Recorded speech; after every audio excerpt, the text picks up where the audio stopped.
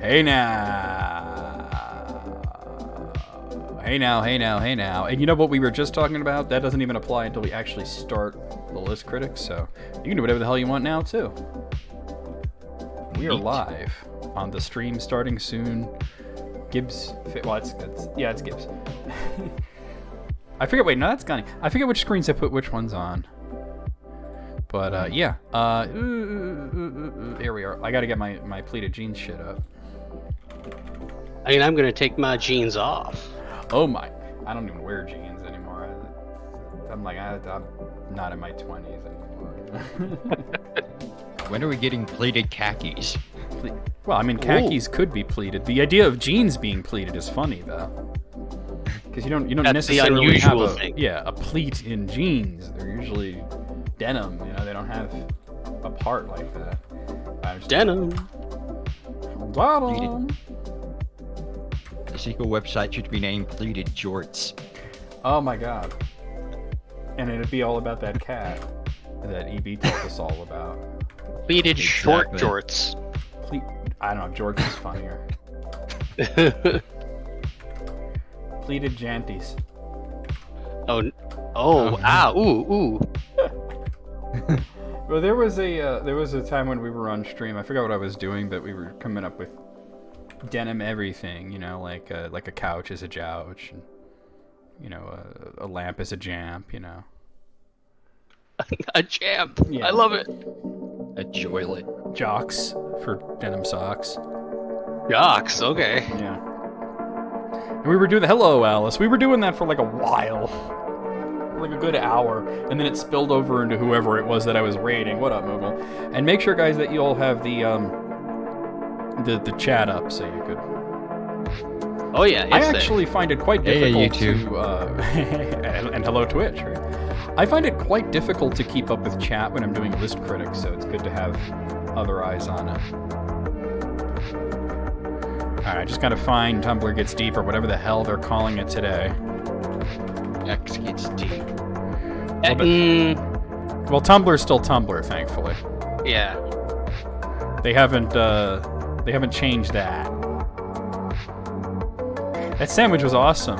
Onion roll BLT. Yeah, if you're into that sort of thing. Who isn't? Me. You don't like BLTs? I don't like lettuce and I don't like tomatoes. Wow. Same. Really? Yeah. Y'all just be eating like 5-year-olds. So, because I don't like two vegetables, I don't like any really? vegetables.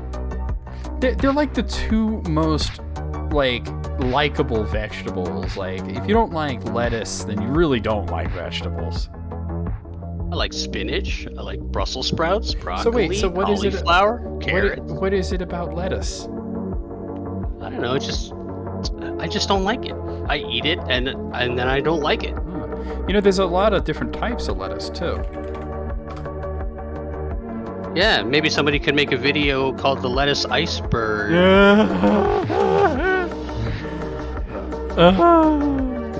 I actually can't find Tumblr here. Well, it's been a good episode. Yeah. Good night, everybody. See, now I found one, but it's from July. Hey. Let me see if this is the one that we did. Yeah, they haven't put up a new one since July. Get out. Oh dear. I'll find one in there that we haven't done. You know? But that's Tumblr, just... I am upset. Well, okay, here's one. Well, this is from June, but it's a little different. It might not be the same thing, is it? Nope, we did that one. I just searched for Tumblr because it's like... Okay, I found a substitute.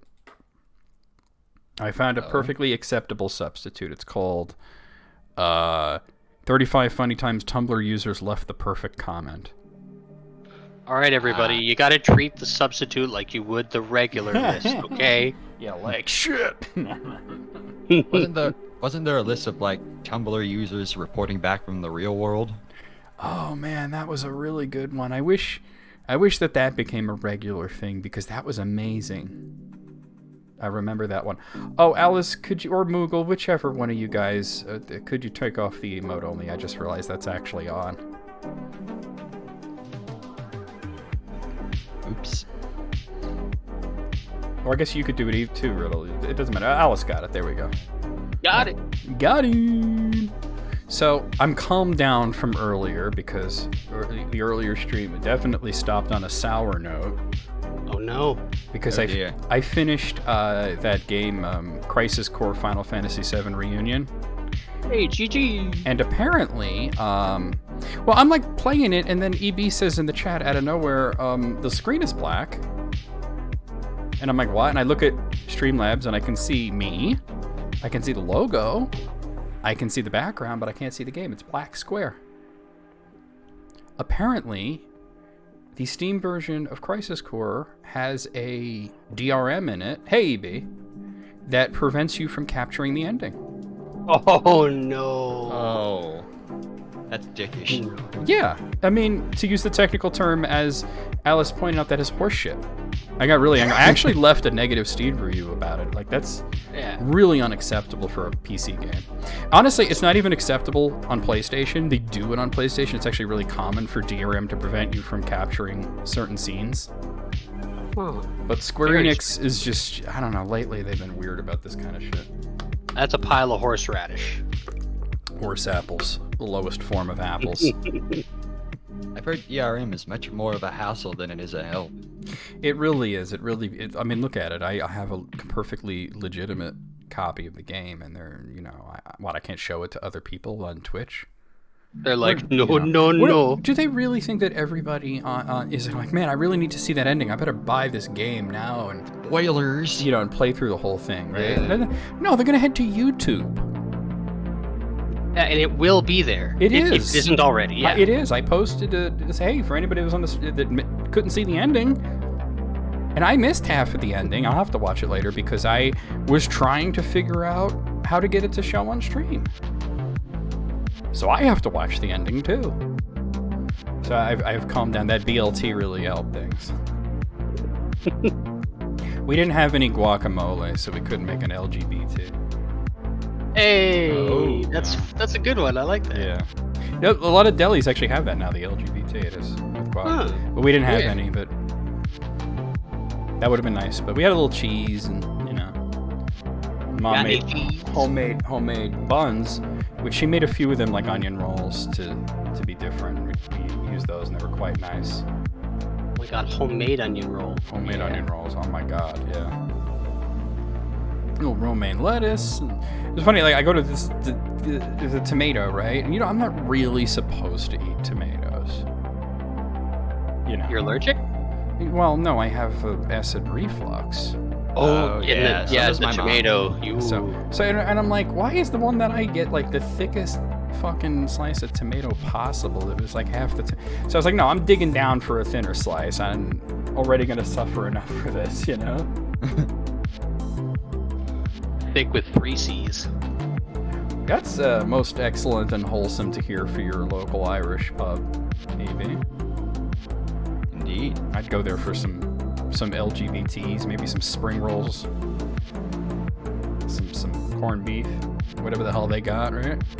Corned beef on rye. I don't fuck with rye bread. Oh, I do all day. I don't like anything about it. Like, it even smells off to me. It's It was my just- favorite bread. Well, it's a lot of people's favorite bread, but for some reason I like, it's not even that I dislike it, Jesse. I have a strong visceral reaction. I skeeve it. Ooh, It's one of the dude. few foods that I can say I am revulsed by. Wow. And I like pretty much most types of bread. There are types of bread that I don't like pumpernickel I don't really like, but I'm not like disgusted by pumpernickel. And here I am getting chastised for lettuce. Well, look. I mean, I'm like wondering, like, well, which type of lettuce? You want just all lettuce? There's like 15 lettuces out there. I don't know. There's the But I like normal kind. I like many different types of bread. I'm not saying, you know, all bread is bad. Why does this song sound like the beginning of a mid U2 song? I just keep expecting like, yeah, with or without you, you know. Abab, all breads are bastards. No, I just don't like. There's something about rye bread. Like there was one. I was at a cafeteria and I actually asked the guy to change his gloves because he had touched rye bread from the first time before. Dude. I was like, I don't want anything that touched rye bread to touch my food. Maybe you're actually like allergic to something in the rye bread, and it just Well, I've never forces had you to like revolt. I've never had like symptoms from it. I just can't eat it. Like, I guess I've never successfully swallowed a piece of rye bread. Aha. It's just disgusting. Best not to try. And I wonder if you might be onto something there, Jesse, because it's just fucking bread, right? And when I bite into it, it's just it tastes so strong. Like it's trying to eat me, you know? Oh, damn. Like, I don't understand why it's bread. Bread is delicious, but it should be kind of neutral compared to what you're putting on it. Maybe it's just a tolerance thing, like lactose. Maybe there's something in Maybe, rye bread. I don't know. It's just like, There's not. Nah. There's only a few foods that I'm physically repulsed by. Hello there, multicolored wiggle. How are you doing? We welcome lurkers. Maybe it's because of a certain type of flour. Hey, Wiggle, what up? You never know. Is that somebody from your server there? Yeah. I figured because I saw that you had posted that you're going to be live with me today. Hell yeah, why not? Oh, it's after 7, so why don't we get started? Because we do have to end at a 8:45 because the Cartoon Club is meeting, and I'm going to be there for that, so... Let me get the music faded out. Okay, now... Alright. Oh, we don't need to play the intro. Here we are at the List Critics Remastered. As we do, my name is Negra VMX, and with me, as always, I have Armageddon time. Balls, balls, balls. Yes, balls, balls, balls. And, as we're quoting Waku Waku 7, I turn our attention over to our guest host for the month. We have Riddle. I don't know what pronouns are. What? You do. You do. I don't know what pronoun. Hey, you. There was a pronoun in that sentence. Aha. Shit. Yeah, you said I. You would have to be like, Riddle does not know what a pronoun is. George is getting upset. Is that a professional noun? I don't know. The noun that I knew wasn't very professional. Oh. Hey. Got her. That was a good one. Hey, now. All right. Well, we are going to start as we usually do with pleated jeans and something to do with Tumblr. They haven't put up a new one since last month, which is kind of wild because they used to put them up every other week. That's an unprofessional noun right there. Seriously, right? So we're doing this 35 times Tumblr users left the perfect comment. So there are those times where there's like the scientifically funniest thing a person can say. We'll see if any of these fit that bill. Like that episode of Beavis and Butthead where they were at the city council meeting, and Beavis goes on that tear about how they should burn down buildings with fire, and he's just going on for 4 minutes, and then just ranting and screaming about burning stuff, and then they go, okay, well now it's Butthead's turn, and he goes up, I yield my time to Mr. Beavis. Yes. And it was just that is the funniest possible thing that could have been said in that moment. Scientifically. Okay, so number 1, Minette says a girl's voice in game chat is more powerful than any U.S. Marine. Boy, that's true. And did you get Mysterious Imagine says, fun story, maybe. When I was younger, my brother was super duper into Call of Duty, and he is actually really freaking good at it. So one day he gave me his mic headset and told me to talk while he's playing, and it was wild. The levels of salt that young men produce when under the impression that a little girl is destroying them in COD is a beautiful thing. Oh, that is a genius Lovely. idea. That's wonderful. I love it. And he's like a pro player. Oh my god, that's amazing. And this little girl's like, you're a doo-doo head. Yo, you're a doo-doo head. Number 2, Loch Nessie says, Can we as millennials and Gen Zs collectively agree that nobody cares about elbows on the table? Like, why was that ever a problem for anyone? We can chill, right? And then inside Chrysalis Writhing says... Oh, inside Chrysalis Writhing says, but chewing with your mouth open is still gross and bad. Keep that locked up. And, Yes, please. And then Gorilla Tech says, you've solved the trolley problem. You've killed the person responsible for lying. All those people on trolley tracks. It's finally over. And then Isumris says, wow, so you're telling me that you took an action that resulted in the death of one person to save the lives of many people who would have died if you did nothing? That sounds so familiar. I agree. I growing up, we were always getting yelled at about your elbows are on the table, and okay, so Yeah. I remember being at blind camp, and if you had your elbows on the table, they sung a song at you and forced you to walk around the table once. Why? yeah. Why? Because manners? I brought that up with my mother once, not very long ago, maybe a few years ago, and I said something like, that whole elbows on the table thing was horseshit, right? And she's like, well, it's good manners to not have your elbows on the table. And I said, why? And she was like, well, because it's bad if you have them on the table. And I'm like, okay, why is that? Why? Explain, please. Elucidate. And she could not.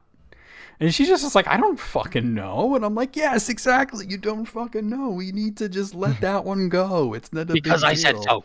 It's not I'm 40. You can't say because I said so to me. It doesn't work that way. Eating with your mouth open? No. No, that's a big no-no. Don't do that. Yeah, You get that smacking sound. That's the worst.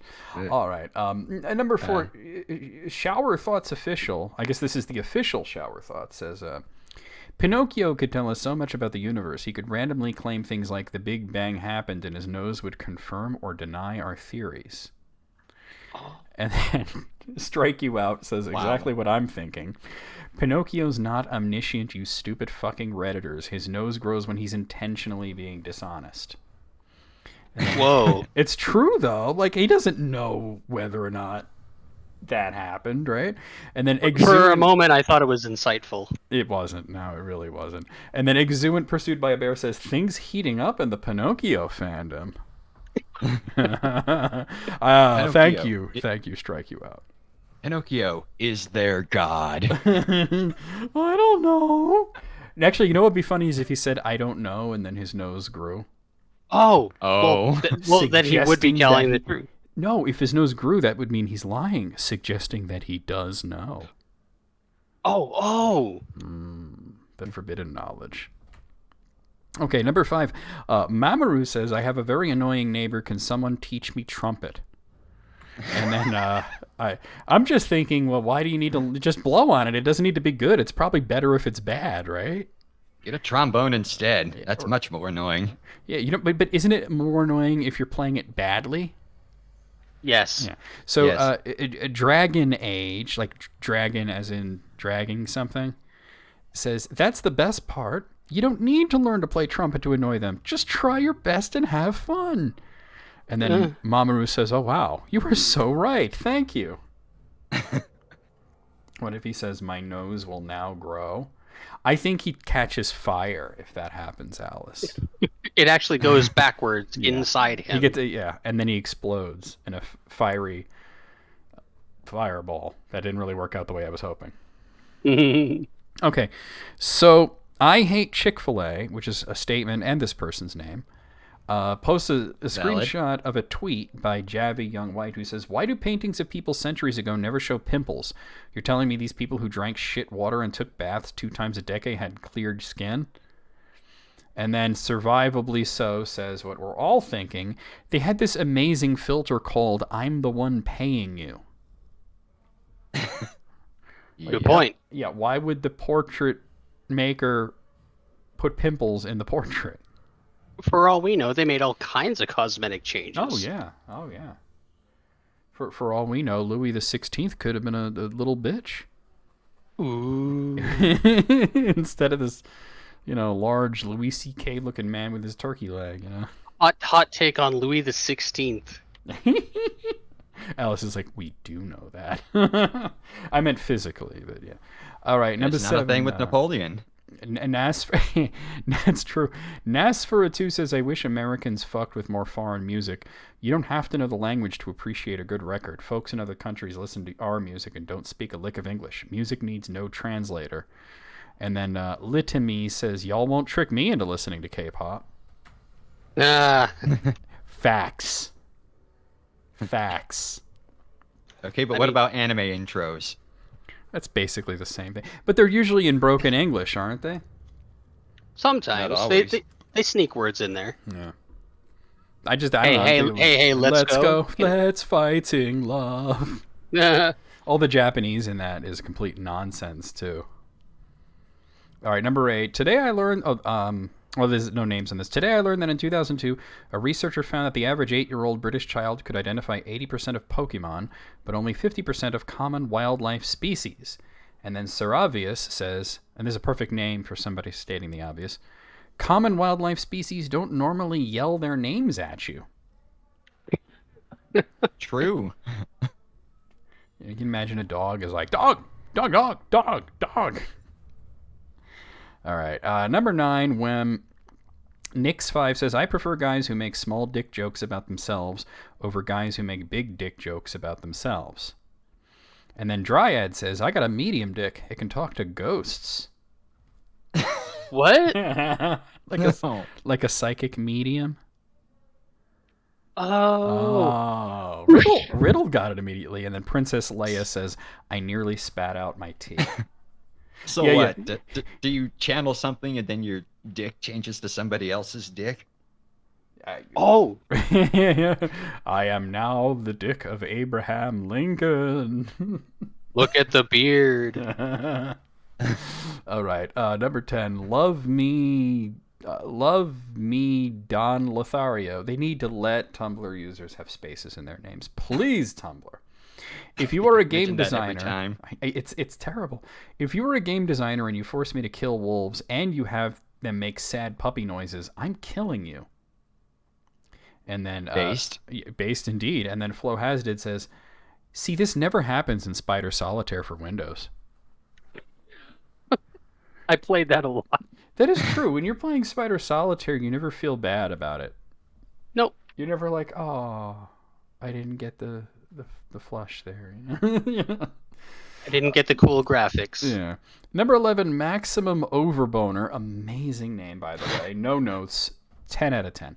In primary school, we had a creative writing assignment where we had to write about a character in a new strange situation, and I wrote about a squid that was somehow teleported from the ocean to the forest floor and slowly choked to death for 2 pages.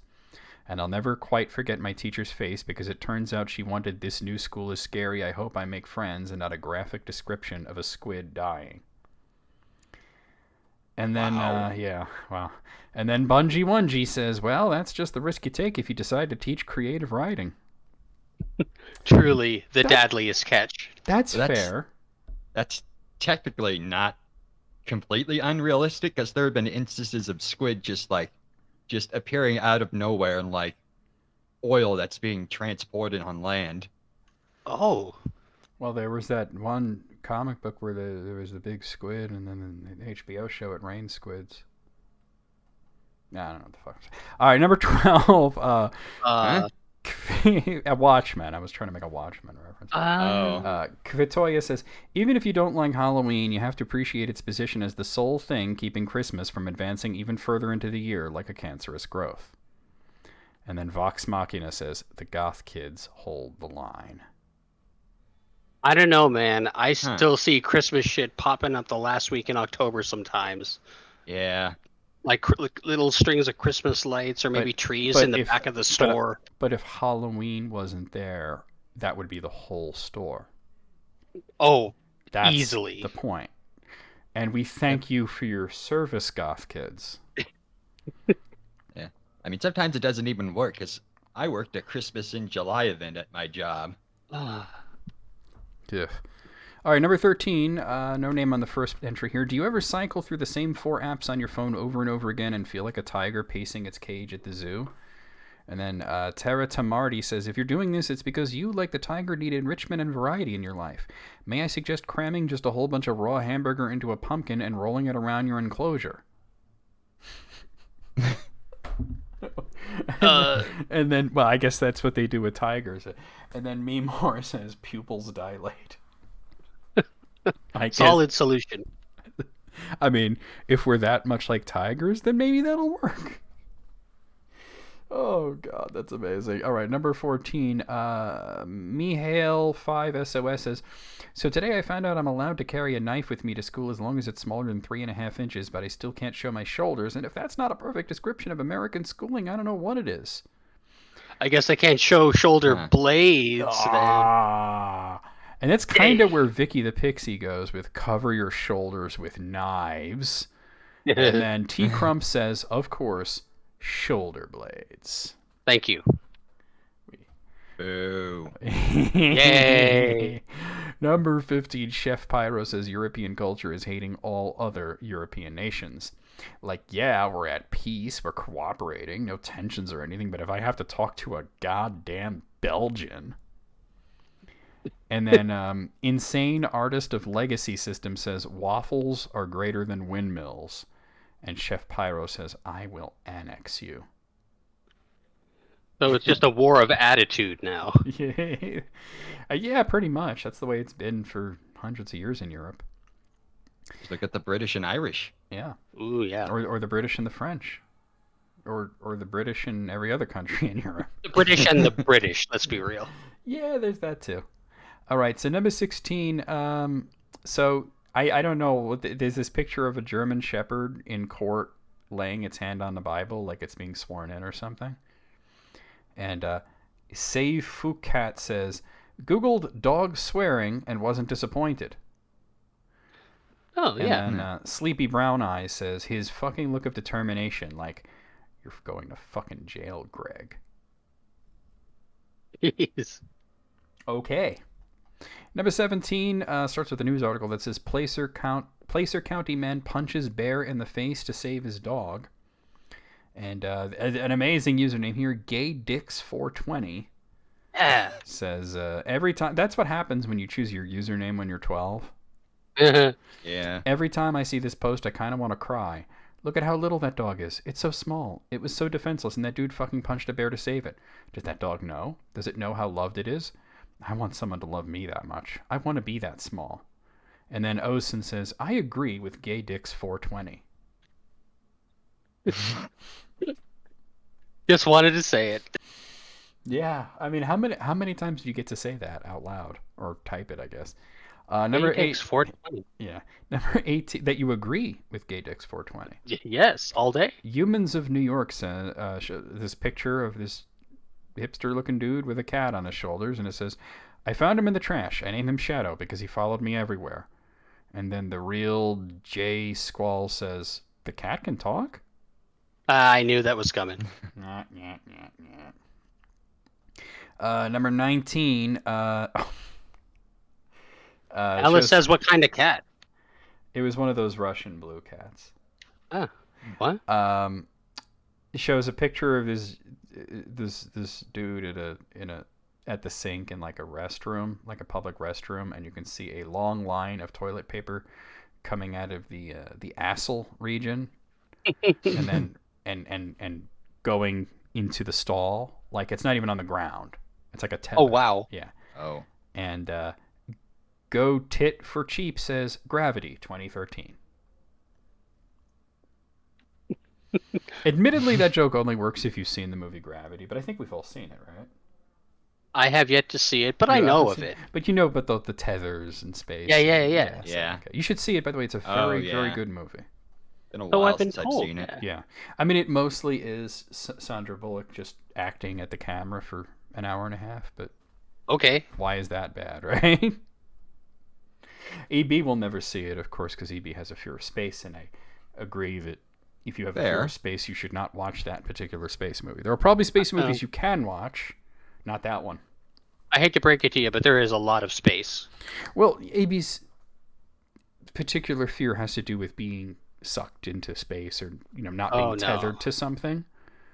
Ooh, And yeah. that's, Yeah. you don't want to see it. Also, yeah, as we did learn, the director is a massive Dong Lord. Oh, Lord Didn't of know. Dongs? Yeah, Alfonso Cuarón is one of those like autism speaks type people, you know. Oh, Ah, like it's a disease. Yeah, like he even says that his son has been cured of autism. It's Oof. like your son is 18, and already made four movies. He's autistic. All right, number 20 shows a news ticker saying France Chinese billionaire takes staff of 6,400 on vacation to Paris. Nice. I think it means Nice, but yeah. And Basque coffee mug says, took me a minute to realize Nice is a place in Paris and not some commentary on the story. Nice. Nice. Nice indeed. Nice.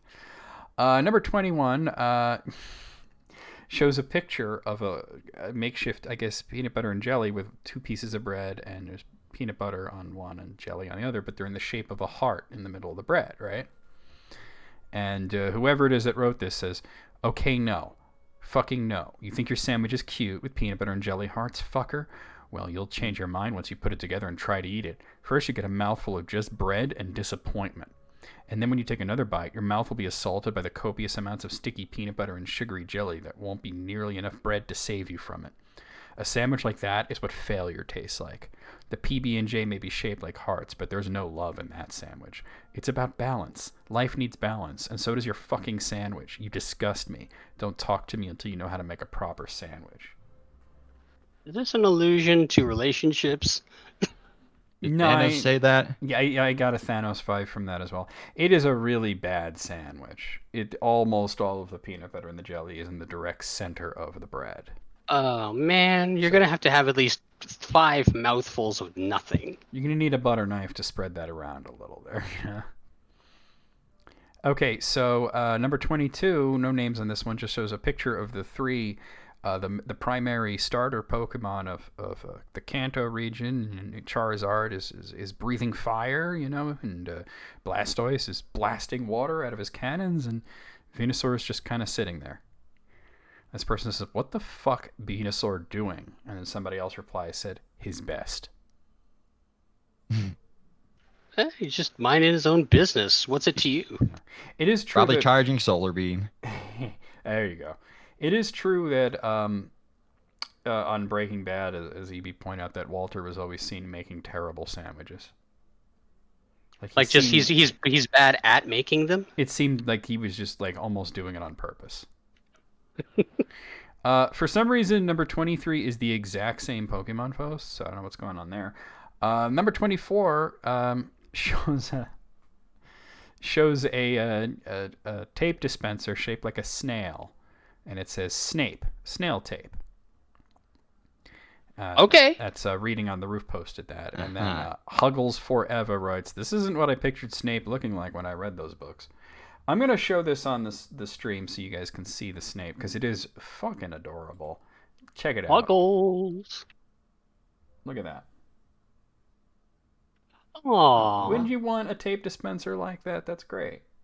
Orange and red. How cute. That's great. It's amazing. Oh my god. Twitter, leave me alone. Okay, so... oh no, where did it go? Oh, it's over here. Okay. All right, number 25 shows a screenshot from The Sims of a pregnant woman walking down the street. And Sims Gone Wrong says, my Sim just went into labor and just walked across town to the hospital. And then Sweet Egalitarian... yeah, of course. Sweet Egalitarian Cherry says, making my way downtown, faces past, constructing fast, and I'm mom bound. Very nice. Number 26 shows a screenshot of somebody typing into Google, help I'm 1, right? And it shows the suggestions for autocomplete. Help I'm 14 and pregnant, help I'm 11, help I'm 12 and pregnant, and help I'm 16 and pregnant. And you have her nail. I think it's supposed to be like you have mail, but they couldn't get it, so they put an R and an N together. Me. Can we please just take a moment to recognize those poor people that need the help purely because they are 11 years old? Just being 11 Because puts you in distress. Yeah, because it doesn't auto-complete to help I'm 11 and pregnant, or help I'm 11 and such. It just says help I'm 11. Like, Plot twist, God. they're all for the same person, says Alice. Oh no. Help, I'm Oh. 11, and then they get pregnant the next year and the year after that and the year after. Oh man, being 11 didn't really work out. Number 27 shows this. Good God. I guess it's a wheelchair ramp, but it looks like it's going down into a cave. Oh. And it's just back and forth down into this cave, and it says Kelp Forest Dweller says, "Well, I'm glad this terrifying pit into the abyss is wheelchair accessible." It's all about that accessibility. Yeah, right. They can't get dinged by any lookers on. There you go. No, what? All right, number 28 shows a picture of a bat getting a sonogram for some reason. And Lizzing with Chris says, pregnant ghost bat having an ultrasound at Feathersdale Wildlife Park. And The World's an Apple and You Are a Seed says, congrats, it's a bat. And then Toothpast writes, delighted bat noises. Just squeaks. All right. Number 29 shows a picture of, I guess, a piece of paper, or what looks like paper towel, and it says, what if he's your Romeo, but you're not his Juliet? And then Rencris says, that means that you're his Rosaline and you survive the friggin' play. Yep. Indeed. Been a while since I've seen it. Wow. Romeo and Juliet die, so. Well, yeah, I know how it ends, but this Rosaline, That's another suitor there. Number 30 posts a picture of an article that says 5 reasons you should be helping your wife clean house. It may not be fun initially, but the payoff is more than you imagine. And Commander DVR Clark writes all 5 reasons as you fucking live here. yeah, it's nice. Exactly. Yeah. You should keep your space tidy because you live there. Number 31, A-Doll here says, guys, help me something. Oh, I've seen this before. This creeps me out every time I see it. Guys, help me. Something really fucking weird happened. I need an explanation that is not aliens. I was just sitting in my laptop chilling and whatnot with the TV on in the background. Then the TV sound cuts out, so I look up at the TV. And it shows it like all staticked out, but you can see the laptop screen on the television. Whoa. And it says, that's a picture of my laptop on my bed taken right where I was sitting. What do I do? And then somebody replies, you dead. And then another person replies, you hella dead. So I can guess what happened, though. What happened? Because... No, actually, that doesn't make sense. I was thinking because they're taking a picture of the laptop screen that maybe the phone was interfering with the television and it was showing through the camera. But then but in the very first picture, it shows the TV all glitched out. Maybe they got some weird setup with the TV. I don't know. Alice's explanation is the most likely that it is fake, but it's still creepy. It's still creepy. What I think makes it feel creepy is that these pictures are not the greatest quality. It's not like it looks particularly polished, like something that might have been made in Photoshop. It's fake until it happens to you. All right, number 32, Sword Fight says, I never wanted to eat a leaf more than I have when watching Land Before Time movies. And then 1, 2, 3, I gotta go pee. Shows the all-important screen cap of Little Neck chomping down on one of those big star leaf things. Tree stars. That's what it was, tree stars. Yeah, tree stars. Man, it's been a while since I've seen that. It's been a very long time since I've seen it. Dawn Blues can really animate it. Yeah, too bad they made 17 sequels. I bet it's that many. Last time I checked, it was around that many. Yeah, I'm gonna find out. 60. Because the last time I looked there's been time for them to make more, I've only seen up to the 5th one. I've only ever seen the first one. I didn't know there was sequels till way later, and then I find out there's like a million of them. All right, I have the Wikipedia thing here. 17. That's almost a million. I mean, to a kid, it might as well be. That's a lot of fucking movies. All right, I'm not looking for just the first movie. I'm looking for the franchise. Let's see. Here we are. The Land Before Time franchise. There are 14 films. Wow. And an animated series. And a series, apparently, according to Riddle. Yeah, Is it canonical? The most recent one came out in 2016. Land Before Time 14, Journey of the Brave. Land Before Time 15, They Go Extinct. The end of series. As well as 5 albums that came out. Albums. And a TV series like Riddle mentioned, and some video games too. So it's just a lot. Got to get those vinyls, man. Yeah. Number 33 shows a picture of a drawing of 2 young men, that, like little boys, really, but they're dressed like in little suits. So I think when they're dressed in suits, you have to say they're young men. And the one on the left just looks like really pissed off, and the one on the right looks all happy. And it says, "Which boy do you think got enough sleep?" And Professor Go says the guy on the left, since he shows clear disgust with having his picture taken suddenly without permission. The guy on the right has had so little sleep that his grip on reality and emotions has left him. Yeah, I guess that's a suitable analysis. Makes good sense. Good answer as any. Number 34. Somebody posted this picture of a dog sitting at a desk with like a calendar and a book and a highlighter, and it's got his paw on the book. And Shit's hilarious says, "Damn it, Susan! I said get me the expense reports, not sit around with your thumb up your ass." Nice. Number 35. Official Pigeon. I guess this is the official Tumblr of pigeons everywhere. Says, "You can literally answer 'That's what the government wants you to think' to anything."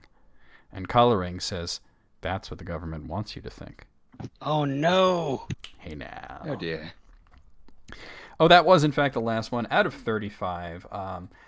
Do I think that all of these replies are absolutely perfect? No. Do I think that most of them are very, very funny? Yes, I'm going to give it a 30. What say you guys? You took 31. the number right out of my mouth. A 30. Yeah, 30. A dirty 30. What do you say, Riddle? 31. Okay. 31. You just got to be one more better than the both of us. Got to be contrarian like that. Yeah. Okay, so I got a lot of submissions here, so we should probably start on that. There was one that we didn't have time for last time, though. Let me find that. Okay, so do you remember when Bort sent us that? Yeah, Riddle's playing The Price is Right. Do you remember that Bort dude sent us like the every Street Fighter character ranked? Oh, yeah. And I feel like Riddle was the host at that point, too. Maybe. Yeah. Well, Bort sent me from Game Informer the ultimate scientific ranking of every playable Mortal Kombat character. Oh, that's so many. Huh. Yeah. That's a lot. Okay, but if you guys were to hazard a guess as to, EB says it might have been them. Okay. If you were to hazard a guess as to what would you say is the best Mortal Kombat character according to Game Informer and the worst? What would you say? Ooh, there's a couple of games I'm not sure about, but from what I know, I'd maybe say Scorpion #1. Scorpion probably is Scorpion or Sub-Zero, right? that would be my guess. Yeah. And who do you think is the bottom of the barrel garbage Mocap? tier character? Mocap. Mocap's a strong choice, but I'm gonna say Suhao. Which Suhao. one? Who's Because that one? he's the one that just looks like he belongs in the Village People. Okay. But he just looks like a leather fetish dude. Oh. Yeah. But What about the guy that doesn't have skin? that's meat, yeah. See, the thing about like Meat or Mocap is they're kind of funny. You can laugh and you're like, look at this lame ass dude. Suhao ain't funny. All right, so here But we your are. absolute worst is Striker. Because ACAP. Number 70. Do you remember when Mortal Kombat 9 came out? I had made a video of like all the fatalities, and I made sure they were all done on Striker. Well, number 76 for the very worst Mortal Kombat character is Suhao. Hey. Called Yeah. He says he looks dumb, there's nothing to his personality, and is part of the way lamer Red Dragon clan. Number 75 is Dairu. Oh, man. Dairu is like the main character of Mortal Kombat 7 as well. And he's so, like, forgettable. Like, nobody gives a shit. Nobody gives a shit, yeah. Number 74 is Dagon, who is like one of the other two main dudes from 7. So Dagon, Night yeah, here. yeah. Number 73 is Dagon's brother Taven. He's like, I have a goatee. That's my whole design. Oh, evil Dagon. Okay. Yeah. So does Shang Tsung. Number 72 is Darius. So Darius is like generic black guy. Okay. And without scrolling down, I would guess that Cobra's next. Because Cobra is generic white guy. Cobra with a K? Yeah, of course Cobra with a K. What do you think this Yeah. is? I was right. Number 71 is Cobra. Hey, look at you! I think the only thing that puts Cobra above Darius is that Cobra kind of looks like Ken from Street Fighter. So you could kind of say like you're playing Ken in Mortal Kombat. Yeah. Do you wanna? Oh, this list even calls him Sam's Choice Ken Masters. Sam's Choice. Yeah. Nice. Sam's Club. Yeah. Number 71 is Kira. Oh man, I barely remember Kira. Kira is basically What If Kano but girl. Like Laser Eye? Australian. A little more with the knives. And Oh, okay.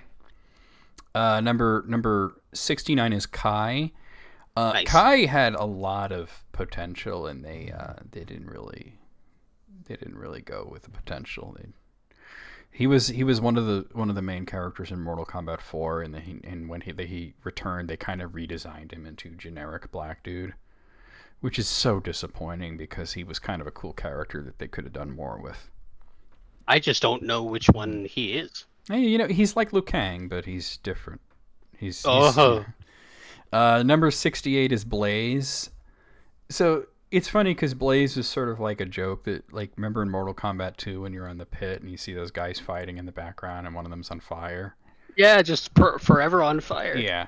Oh, And is they- he the guy that's the final boss of 9? No, he was the final boss of 7, of Armageddon.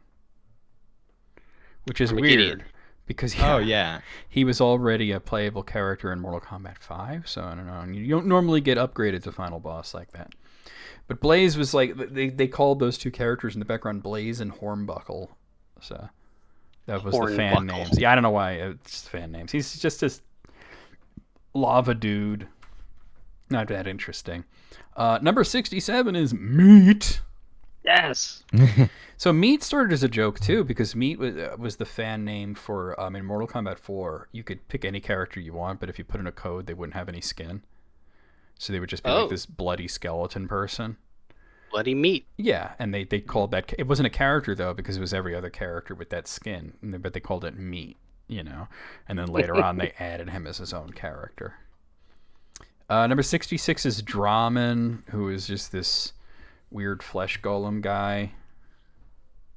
Just one of the two sub bosses in MK5. Just that much better than meat.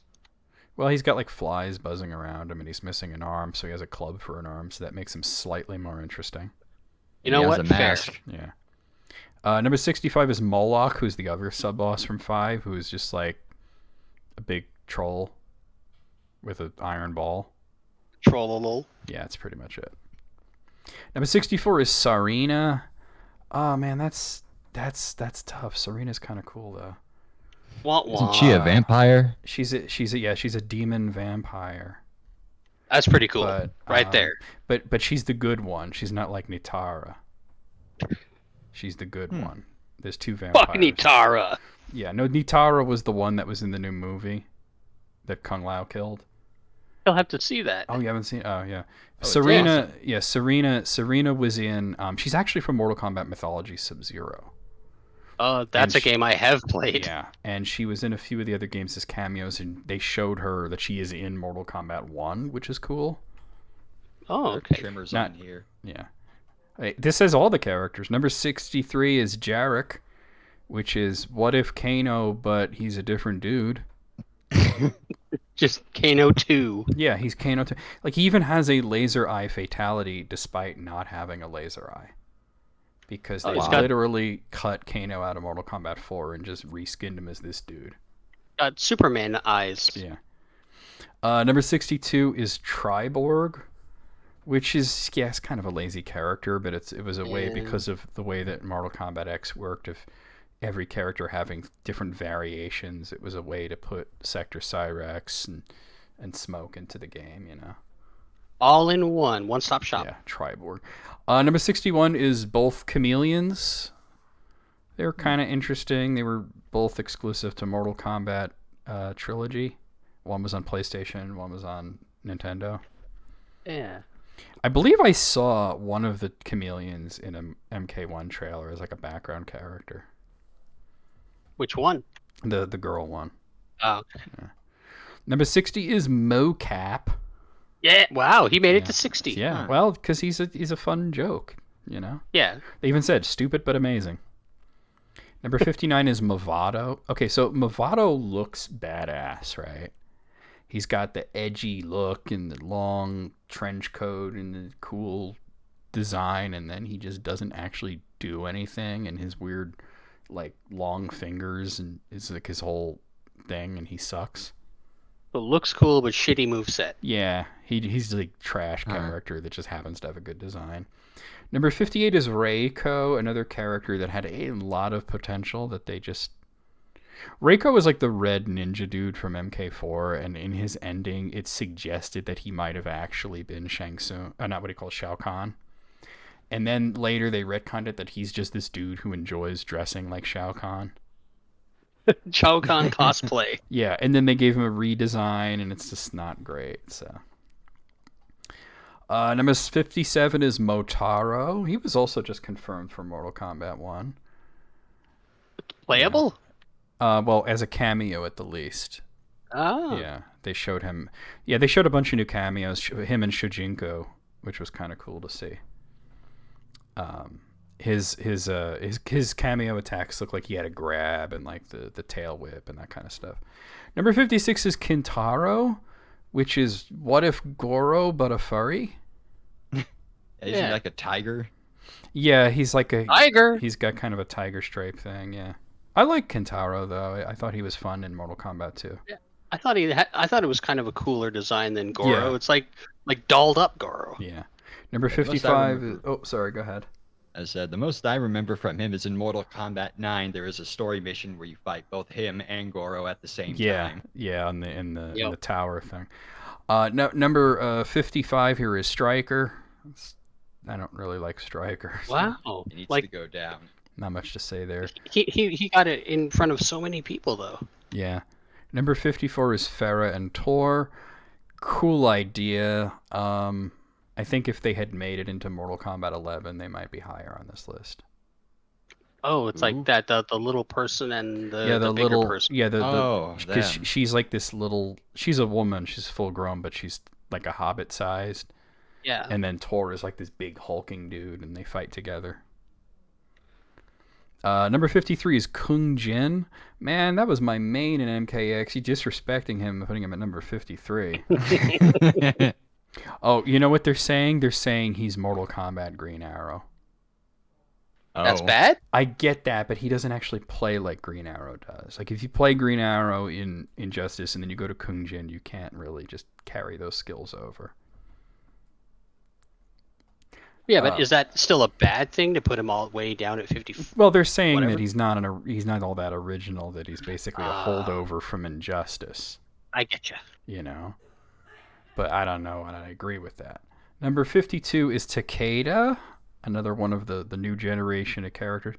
Takeda's cool, though. Takeda is the only one of the younger generation of characters that's confirmed for Mortal Kombat 1, but he's a DLC, so he's not probably canon, you know? It sounds like there's going to be a lot of characters in MK1. I mean, yeah, not only does it seem like MK1's roster is huge, but the first DLC pack is 6 characters. Oh, Because it's 3 Mortal Kombat characters and 3 guests. So you get like Takeda, Ermac, and who was the third Mortal Kombat character? The guests were Homelander, Omni-Man, and Peacemaker.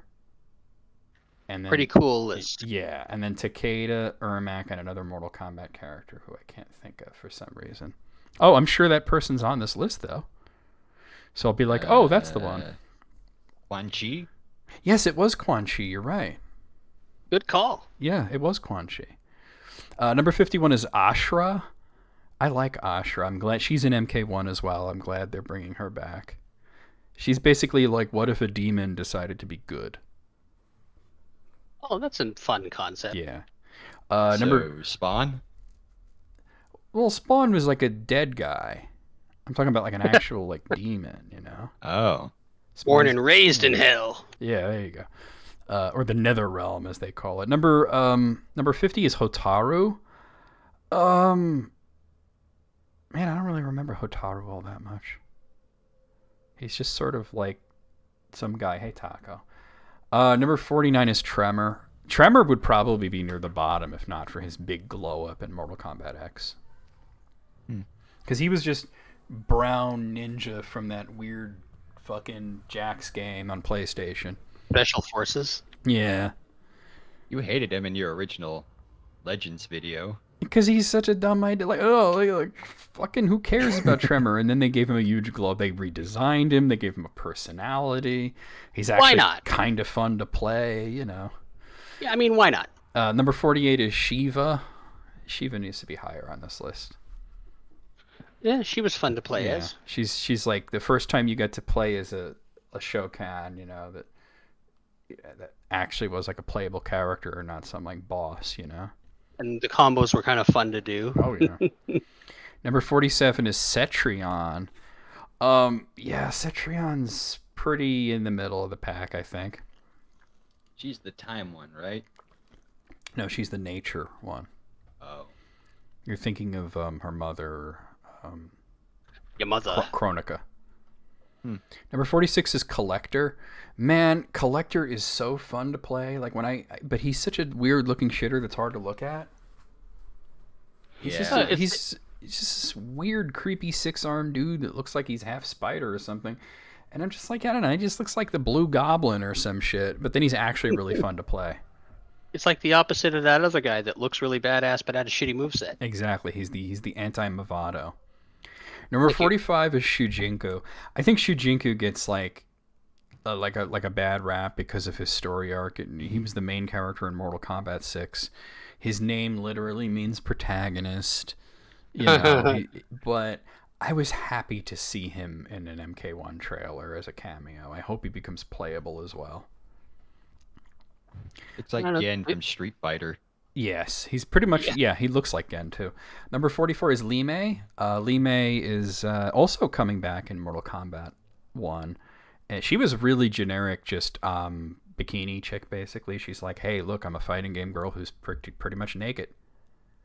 And her backstory was just, you know, she's some villager from Outworld, and that's about all there is to it. But, you know, I'm glad she's getting her due. She had a bit of a cameo in the story mode of MKX as well.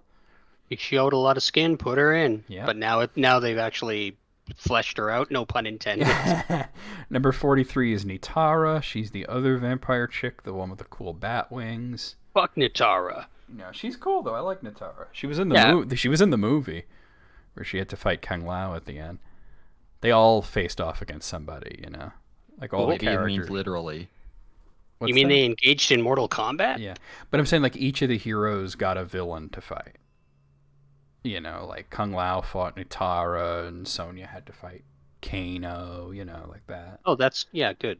Liu Kang. Who did Liu Kang fight? Shit, I'm trying to remember. Who did Liu Kang fight? I don't know. He wasn't strong enough to fight Sub-Zero. I'm trying to think who it was that they put him against. Oh, I don't know. I don't remember. But and then the main character Cole fought Goro. You know, gets his ass kicked by Sub-Zero. But then somebody else shows up and fights Sub-Zero. So you know, I'm pretty sure you can guess who that was. Mocap. Yes, it was Mocap. Yeah, it was Sub-Zero was like the main villain in that movie, you know. Sweet. Number 42 is Frost. She's another one that I think would be way lower if she didn't get a real glow up recently. Got cool hair. Well, her hair's not like that anymore. She doesn't have What? like the spiky hair anymore. Haven't you seen her in Oh. Mortal Kombat 11? No. She's a robot now. She's one of those. Yeah, I always said there should be a girl robot ninja, and then they actually did it. Cyber Sub-Zero. Yeah. And now she doesn't look like Killer Frost. Number 41 is Onaga. I feel like Onaga's really high on the list, but okay. Isn't he the dragon one? He's the dragon, yeah. I mean, he's a dragon. Yeah. Yeah, but he's not that interesting. Dragon Number is 40 nuts. is Havoc. I think Havoc is funny, but that's about it. Funny? He makes it. Yeah, he's just a funny character because he's from Chaos Realm and he's all like chaotic and shit. There's this one game where you could knock characters off of a big building and they just scream on the way down. And if you do it to Havoc, in the middle of his screams, he stops and says, "This is gonna suck," and then goes back to screaming. Aww. Number and, 39 is Tanya. Well, we all know that Tanya ain't shit. They even have the same reputation. They pretty much do, because she has that chronic backstabbing disorder. You can't trust Tanya. She's really fun to play in X, though, I will admit. Number 38 is Rain. Chocolate rain. Chocolate rain. Some stay dry while others feel the pain. The fact that he's a prince and he's purple and his name is Rain, he obviously started as a joke character. But he's kind of cool, though. Yeah, I guess. Number 37 is Jackie Briggs. I guess meaning that this person's favorite of the new cast would be Cassie. I like Jackie Briggs. In X, she didn't really have much going for her. She was just like, I'm Jax's daughter, and I play almost exactly like Jax. Does she have steel arms? No, she doesn't. She had she has like a armor on her arms, but they're just covering her arms. Armor. Yeah, armor. Yeah, but in 11 they gave her a more distinct fighting style. Like she's a kickboxer. It's a little more. Oh, interesting. cool. Wasn't most of her story just trying to deal with a traumatized Jax? In 11, it certainly was. Yeah. Number 36 is Geras. I think that like the only reason he's this low is because he's fairly new. But he's probably one of the coolest new characters from 11, you know? I mean, this dude is awesome. And he is in Mortal Kombat 1. He just works for Liu Kang instead of Kronika now. Oh, is he the immortal one? Yeah, he can't die. Well, shit. yeah. Might as well play as him. I mean, yeah, well, they like he gets his head cut off, he gets blown up, all sorts of things happen to him, and then eventually he just pulls himself back together. But Raiden got him good, and towards the end of 11, dropped him into the Blood Sea. He was like, the Blood Sea has no bottom, you'll be falling forever. Yikes. Ooh. Number 35 is Fujin, also known as the cooler brother of the two. He's the wind god, right? Yeah. It's like, what if Raiden wasn't so fucking uptight? He'd be like Fujin. Yeah, he's got a cool design. He's got the hair. I think that what hurts him and what keeps him down here is that his design in the initial appearances in Mythologies and in 4 was really goofy looking. But they gave him a huge glow up when he appeared in 7, and then he's in 11. I like him a lot. Number 34 is Bo Raicho. Isn't he the guy that throws up? Yeah, he throws up and he farts and belches and stuff. And I hated this character until they brought him into MKX. They gave him a bit of a redesign. They toned down the farting and the belching and stuff like that. And he's actually really fun to play. Huh. Number 33 is Kotal Khan. Man, I wanted to like this guy, but he's just such a snot. What's that mean? He's a snot. He's just, I am the emperor of that world. Shut the fuck up, Kotal. Nobody likes you. Wasn't What it about like his the moveset? Aztec-looking one? Yeah, they call him Oshtek, but basically, yeah. He's got a cool design. It's a great concept, but like, how do you become bottom tier in 2 games in a row? Ouch, for real. And he's just such a jobber in story mode. Like, they really didn't have Kotal live up to his potential. Maybe that was on purpose. I He guess. went the way of Montezuma. Number 32 is Sindel. Man, every game that she's in, she's like the most fun character to play. Got the hair combos and all the screaming and stuff. She's like the heavy metal queen of Mortal Kombat.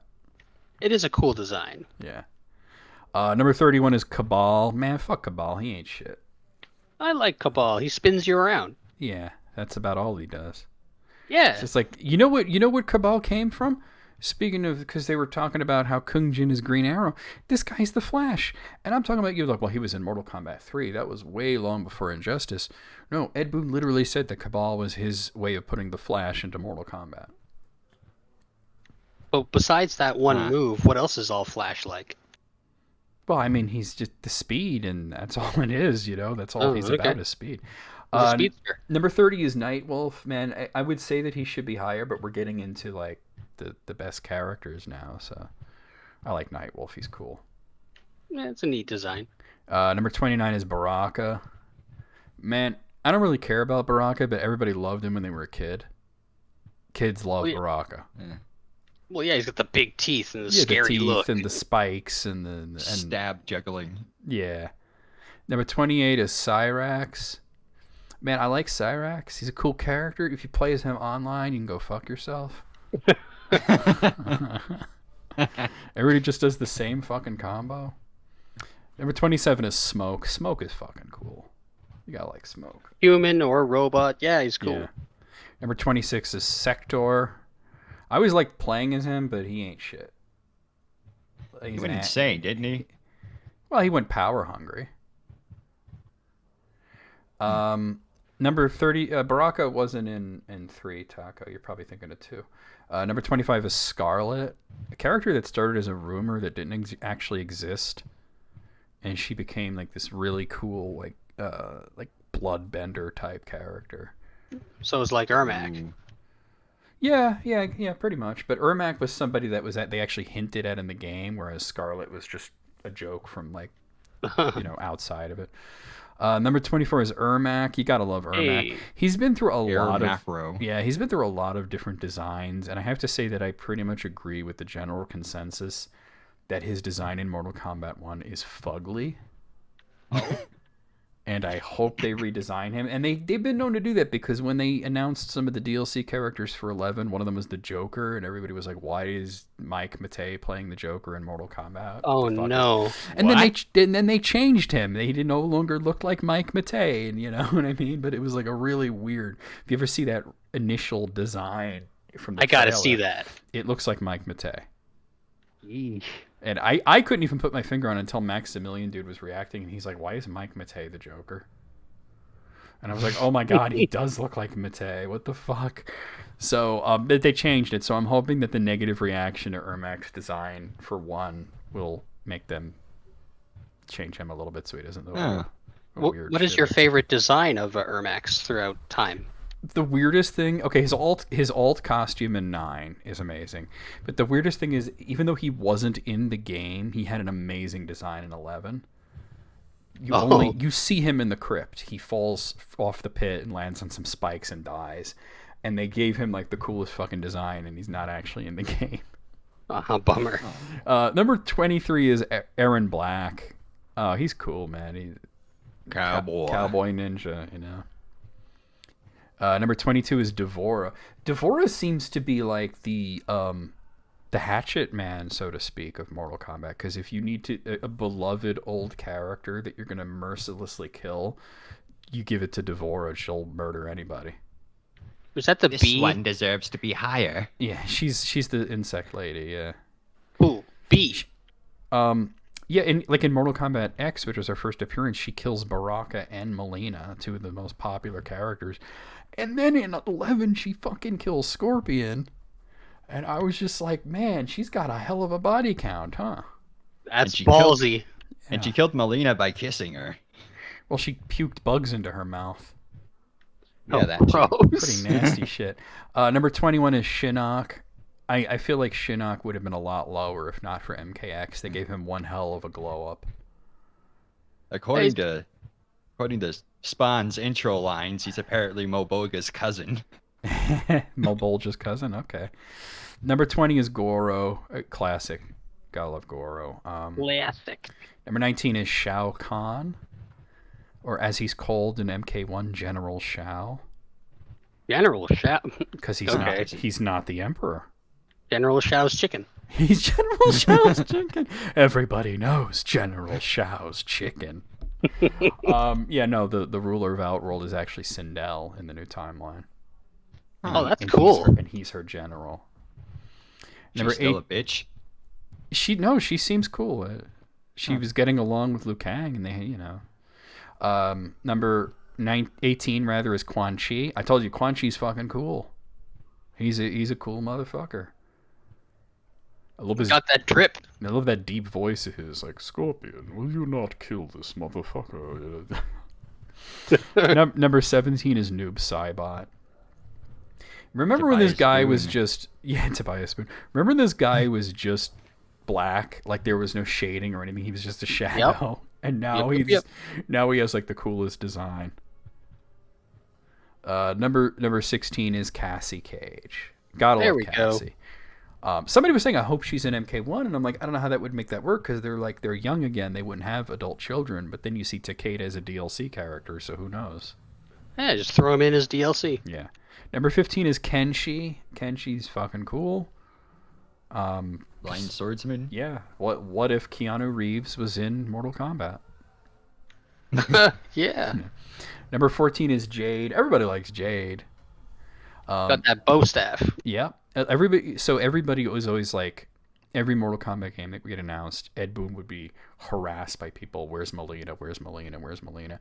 Melina was one of the first characters announced for MK1. So now it's Jade, apparently. She's taken the Melina spot. Number 13 is Kano. I feel like Kano would be a lot lower if not for Trevor Goddard's performance as him in the 1995 movie. Because he was just this generic criminal dude. Like, he wasn't even Australian. That was because Trevor Goddard was Australian. Like, and they went with it from that. Yeah, that performance was so iconic that they changed the whole character for the better. Number 12 is Reptile, or as they call him, Sizoth now. What? Yeah. Huh. Yeah, because that's his actual name, is Sizoth. You don't think his name's Reptile. It's his fucking species. And okay. I don't know if you've seen the trailer for Sizoth in Mortal Kombat 11, but they show him as both the human guy and, like, the crocodile man. And Crocodile man. Yeah, and he could shift between the two. Huh.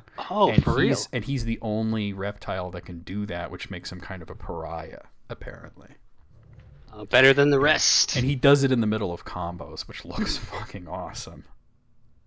That would be pretty dope. Number 11 is Jax. Jax just missing out on the top 10. Damn. Gotcha. Jackson. Yeah. So here's Jackson. the top 10. Here's my muscle. Number 10 is Sonya. She's the first lady of Mortal Kombat, but apparently is going to be lower than Katana and Melina. Oh, damn. Yeah. Number 9 is Kung Lao. I like Kung Lao a lot. I like his hat. His hat's badass, yeah. It's always fun to play Kung Lao. Maybe he'll stop being second fiddle. I don't know, because they seem to have... Because, like, the new hero is, like, Raiden now. So, and Kung Lao seems to play second fiddle to Raiden. That's unfortunate. Because they showed like Liu Kang speaking to in the latest trailer. They show Liu Kang speaking to Shiva, and they're organizing their tournament, Mortal Kombat, and she's like, "Who is Earthrealm's champion?" He's like, "My champion is Raiden," you know. And I'm like, "What? Not Kung Lao?" They hinted that it was gonna be Kung Lao, and now it's Raiden.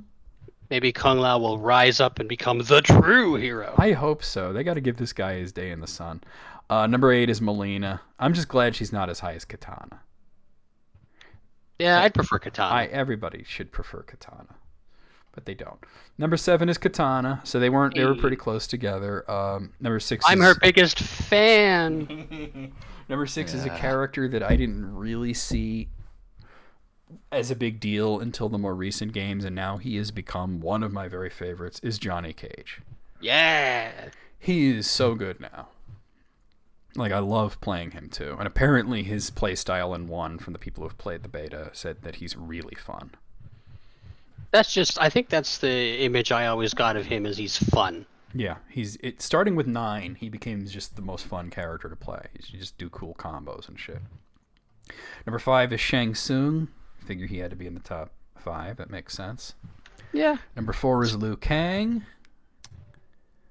He's gone through some shit. Yeah. Number 3 is Raiden. I must consult the older gods. So let's see, which one is it going to be? Is it going to be blueberry or banana? It's blueberry. Number 2 is Sub-Zero, which means number 1 has to be Scorpion. Yes, it is. Scorpion. Yeah, of course Scorpion's the best. Even though in more games I preferred playing Sub-Zero than Scorpion. But, I always prefer Sub-Zero, but Scorpion's fun. But in 11 I was a Scorpion man. They made him way more fun than Sub-Zero. Like, I barely played Sub-Zero in 11. All right, that was really fun. I think it was better than overall than the Street Fighter list. Yeah, I knew more characters, not all of them, obviously, Well, but you know what was interesting was the Street Fighter list was missing a lot of the. It didn't have anybody from Street Fighter 6. oh well. Yeah. Whereas this has like pretty much everybody. So, out of 76, 60. By the way, Riddle, a lot of noise is coming from your end. Is it? It sounds like a fan or something. It's not me this time, I swear. No, I know it's Riddle. I can see that it's Riddle. How about now? Yeah. Was it a fan? I heard you Yeah. click something. Okay. Whoa, EB giving it a 10. Wow. That is really low, EB. Wow. I mean, I guess I give it a 55. I didn't know like the first 20 or. Well, those are the worst ones, so you don't really need to. I'm thinking 57. 57. Okay, so let's move down here to. That was a riddle. Okay. EB's saddest games I have ever played or watched. All right, put your smiling faces on. Yeah. Let me get my tissues. Get a tissue for that issue. Okay, so number 10 is The Beginner's Guide. Oh, I have that I and don't know. played it, and oh man, yeah, Is it sad? you go through some shit in that game. I'm gonna have to take your word for it. I haven't even heard of it. Same. It's cool, EB, that you've actually played it, and I played it too, and I didn't think anybody else really did. Number 9 is The Last of Us. I've Oh, heard yeah. that's a tearjerker. Man. It is. It really is. And so is the TV show, by the way. They didn't. I've only played a bit of the first game. Yeah. Number 5 is Rekinder. I don't know that one. Me neither. Yeah, that's new to me. Number 7 is What Remains of Edith Finch. Of course, very famous indie game there. I know of people that have played it, Yeah. but I'm not that familiar, sadly. Same. Number 6 is Telltale's The Walking Dead Season 1. Oh yeah, when I've you get to seen the this end, one, man. I've seen that. Yeah, it could be rough. Number 5, I don't know the game, but just from the title, I think we can figure it out. It's called That Dragon Cancer. Oh, yeah. That sounds rough. Oh. That would. Oh my god. Number 4 is The Cat Lady. Can't say I'm familiar with The Cat Lady. Yeah. Not familiar. EB says Kinder is an old popular RPG maker game. Not only is it about depression, the creator took his life. That's about as sad as it gets. Wow. Jeez Louise. Number 3 is To the Moon, which that's a different. I love that It's a one. different kind of sad, I think, right? I don't know that one. Do you try to get to the moon? Oh man, it's Oh about. God, how do you even explain it? Okay, you ever see The Eternal Sunshine of the Spotless Mind? Yeah. Okay, so imagine that, but instead of erasing memories, they're implanting memories for people that are terminally ill. Oh, dude. And you are playing as one of the people who goes inside the mind of a dying old man whose wish was to go to the moon. Oh, good heaven. It is an emotional roller coaster. Well, Yeah. listen to this. EB says that dragon cancer was made by a married couple about their child who was diagnosed with cancer as an infant and lived That's only a few years. that's Oh. tough. That's the worst. Wow. Put on your smiling faces. Number 2 is Omori. I've been meaning to play that. So EB reached a million channel points, which you know nobody has to like. You could spend them, but I said if anybody Wow. happens to reach a million, because a lot of people seem to want to hoard the points, that you could pick a Wednesday game, right? And within reason, of course. And you don't have to cash in the points. You just it's like as a one time sort of honor that you've reached that Hey. goal, right? So EB initially picked Omori and then realized it would be like completely the wrong vibe for Twitch, so they changed it to Crisis Core, Booty which I pop. just finished today, right? But the plan is after EV's surgery and everything, and they're feeling better, we're going to together do a playthrough of it for YouTube. Oh, cool. Oh, And number 1 is Hello Charlotte. Hello. that sounds familiar. I don't know what it is. It's another indie game.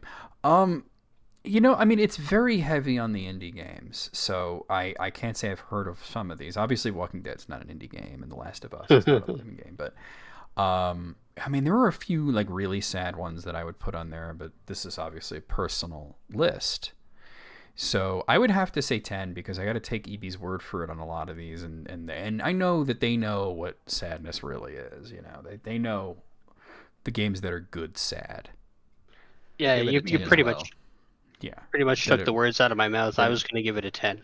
There are games that are really good at making you feel the right emotions, you know? I mean the right, like there are emotions that are right, but the emotions that they intend you to have, you know? Mm-hmm. You know what I think could have been on here? Evie, just a suggestion. You know what was shockingly sad was Ori and the Blind Forest. Oh. Like when I thought it was just gonna be this cute game about this little dude, you know, running around in a forest. I didn't expect themes of like loss and starvation and stuff like that, you know. Fun for the whole family. Okay, June said this list. She did say this might be only relevant to her, but it's from a website called City Beat, the 15 worst Kroger stories in the greater Cincinnati area, according to Reddit users. Stores? Oh, I have been to a Stores, Kroger, yeah. and I got shit on my So- knee at a Kroger. You got shit on Oh, your what? knee in a Kroger? Huh? I'm pretty confident it was human shit. But how did it get on your knee? What, were you kneeling down and you realized you were kneeling in shit, or? Well, I was just, sitting on the toilet doing my thing, and then as I was getting up, I kind of shifted my legs over and accidentally touched the wall, Uh-huh. and something moist was there, smeared all over the wall. I wondered why it smelled in there. Was this in Ohio? Yes, it was. Was it in Cincinnati? No. But you know what? I think just from that should be number 1 on this list. Even though it's not in Cincinnati, right? It was in Well- Dayton. How are there 15 Krogers in Cincinnati? Dudes love their Krogers. I don't know. Well, I'm just going to list these real fast because it's just the Kroger in this street, the Kroger on this street. It's a dumb list, but No stories? no, apparently not. Well, apparently there is a one-line reason for each one. So I'll read those. Okay, and these aren't particularly numbered, so. So the first one is the Kroger at Coreyville. The best part is it's still 100 times better than the original. That's I guess they rebuilt it and it used to be even worse. Make it even better. Then the one at Spring Grove. The Kennard Avenue Kroger is absolute trash. I live in a stone's throw away and drive to Oakley or Hyde Park Kroger to grab groceries. Let's not go to the bad one. Let's go to the good one. I mean, better one. The better one, yeah. North College Hill is the next one. North College Hill always seems to have bad meat. I mean, red meat for sale that is brown. I've sent pictures of it to corporate. Well, don't buy it if it's brown, right? Well, they're probably not buying it, but it's there. Why would you be taking pictures of it if you're not buying it? That seems Just weird. send to corporate. All right. Like they give a shit, right? East Price Hill. This place is poorly maintained. As an added bonus, you'll spend an exorbitant amount of time shopping here, as you need to check the expiration date on every single item because no one else does. That's pretty dangerous. Yeah. Monfort Heights. Last time I went to buy one thing, shredded cheese. I passed a lady walking out who told me to turn around and go somewhere else. Oh, damn. So who knows what was going on in that store? Yeesh. You ever come out of a store so bad that you feel like you gotta warn people coming in? Can't say Yeah, I like- have. Nope. Covington. I've taken to calling the Madison Kroger the Kubrick Kroger, mostly thinking about Clockwork Orange. Well, I can't imagine why, but that's not a good association. Yeah, like give me a little more detail. I want to know. Or maybe don't. Maybe we don't want to know, right? I know we want to know. We're curious. Yeah. Westwood. I go to the Ferguson Kroger sometimes just to see what wild shit is going on there. Just absolutely 24/7 hand-to-hand combat to get in and out of that whole shopping area. I think it's kind of funny. So you make a trip to Kroger just to hang out? Just to spectate the nonsense. People watch? I World guess. Star. Yeah. You get your videos for World Star there. It's the Waffle House of grocery stores, as Alice is pointing out. Oh my god, that's perfect. Evie says they came off a roller coaster and warned people online to tell them not to wear earrings. Oh, Yeah. ow. Yeah, I bet I know where that goes. Latonia, let's see, multiple occasions with people fighting outside. I saw a full bottle of piss just sitting in the parking lot. Their selection is ass because of it being so small. I love how they're like, people are fighting, there's piss bottles, and their selection ain't great. Well, at least it was in the bottle and not elsewhere. Murder, arson, jaywalking. Okay, so the Brentwood Finneytown one. Brentwood's lot and store always smells like bad, greasy fried chicken. Oh, that's a Chick-fil-A. shame. Well, apparently there's a KFC in the parking lot. That might have something to do with it. But it's so close to smelling good, and then just all Yeah. it takes is that little bit of burnt. You'd want to smell good fried chicken. Fresh fried chicken. Newport, bad food handling, leaving trucks out too long, zero hand washing, eating while preparing food with no gloves, mice everywhere, workers who would pull the dead mice off the traps and reuse them. Oh. Gross. Yep. You know, I wouldn't mind them reusing mouse traps if we had any indication that they wash their hands, which apparently they don't. Hyde Park. Wasn't this store once voted the best store for singles in Cincinnati? The parking lot is chaotic, and inside the store is also dimly lit chaos. Why is it so dark, Kroger? What are you hiding? Why is it good for singles? Like, is this where you go to pick up chicks? Maybe that's what it is. It was or whatever. You know, that's where you went to meet ladies in Cincinnati. I don't know what you do in Cincinnati. Kroger on the Rhine. This location really divided Redditors. Many people claim they love being able to stop in when they're working downtown. However, the consensus is that it's just not a real grocery selection. Yeah, more like Hoger. Goshen. The old times Kroger in Milford/Goshen is a trip. It's almost like they exist outside the Kroger ecosystem. It's an IGA with a Kroger sign. I suppose you have to be a local to understand what the hell this person's talking about. I like IGA. Or back when they were IGA, I guess. The Stuffed Mouse was cutie. We don't have IGA around here, so we have Turkey Hill, which is actually a subsidiary of Kroger, but it's just like a convenience store. Let's see, Blue Ash. While a lot of people like this location, there were many complaints on Reddit about the weirdly laid out death trap of a parking lot. It also services several large neighborhoods and is always packed. Upside, there's a liquor store. Yeah. Aren't all parking lots death traps? Yeah, especially if you're visually impaired. But if you're pointing out that a parking lot is a death trap, then it must be especially bad, right? I don't like that. True. Moogle wonders if Chad Kroger shops at Kroger's. Probably. Yeah. Like, oh, look, it's my place. And the last one is at Westchester Township. That one in Cox/Tylersville is straight cheeks, man. You can smell the seafood department when you walk in the foyer. Oh, no. Just a nasty old dirty... Riddle's losing it, and now I'm losing it because Riddle's losing it. Just a nasty old dirty store, and it's always super busy and blown out. Is that the first time you've heard somebody refer to something as cheeks, Riddle? Yes. Okay. Great cheeks, man. Yeah, straight up cheeks. I'll sometimes say something as buns, but Or booty. booty is a good one. Yeah. You get tired of saying something's ass, you know. All right. Well, out of 15, entertaining, I'll give it a 12. Give it a 10. I'm giving it a 15. Give That it was pretty good. Give it a cheeks. I've been to Kroger. It Straight up sucks. cheeks. Here's another one from Sounds June. like Walmart. June's top 10 games of 1994. Oh, 94 was a baller year. A really baller year for video games. At number 10 is Mega Man 5. Love Mega Man 5. Great game. Mega Man 5, the one-up game. Yeah. Number 9 is Castlevania Bloodlines. Oh. I was thinking about that game recently, but I'm planning to go through the Castlevania series after I'm done with Devil May Cry, so I'll be playing it soon enough. Number 8 is Final Fantasy VI. Gotta love that. It made the list. Number 7 is Sonic and Knuckles. I mean, just thinking about this, Final Fantasy VI and Sonic and Knuckles and Castlevania and Mega Man, it really was a baller year for video games. Oh, yeah. Yeah. And yes, that is the Mega Man 5 on Game Boy Moogle. Number 6 is Sparkster, specifically the Genesis version.